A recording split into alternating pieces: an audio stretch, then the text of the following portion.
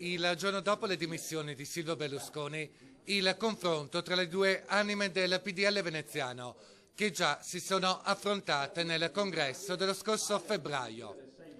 Quella più tradizionale, interpretata dal coordinatore provinciale Mario Della Torre, vicino alle posizioni di Chisso, e quella più formatatrice, interpretata dal sindaco di Meulo, Michele Basso, vicino alle posizioni di Padrin. Almeno su un punto, tutti d'accordo. Berlusconi ha fatto bene a lasciare. È una scelta giusta, ognuno nasce e muore nella vita e quindi anche in politica credo sia giusto cogliere il momento, voglio dire, di dare un aiuto per il ricambio. Suo fare un passo indietro e lasciare spazio delle primarie aperte, come ha detto, da svolgersi il 16 dicembre, è un aspetto fondamentale e che porta il centrodestra all'avanguardia rispetto al centrosinistra, quindi siamo molto fiduciosi. A poche ore dall'addio ufficiale di Silvio Berlusconi, l'attenzione del PDL è già caduta sulla competizione in programma tra 50 giorni, che secondo Dalla Torre sarà destinata a riservare qualche sorpresa.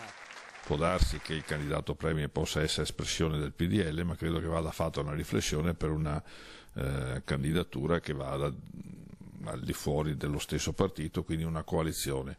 Non solo questione di premiership, anche chi sarà candidato per il Parlamento dovrà passare attraverso le primarie, almeno secondo Michele Basso, che non esclude una sua discesa in campo. Stiamo valutando anche con il mio gruppo cosa fare, ma sicuramente partiremo con un'iniziativa molto importante.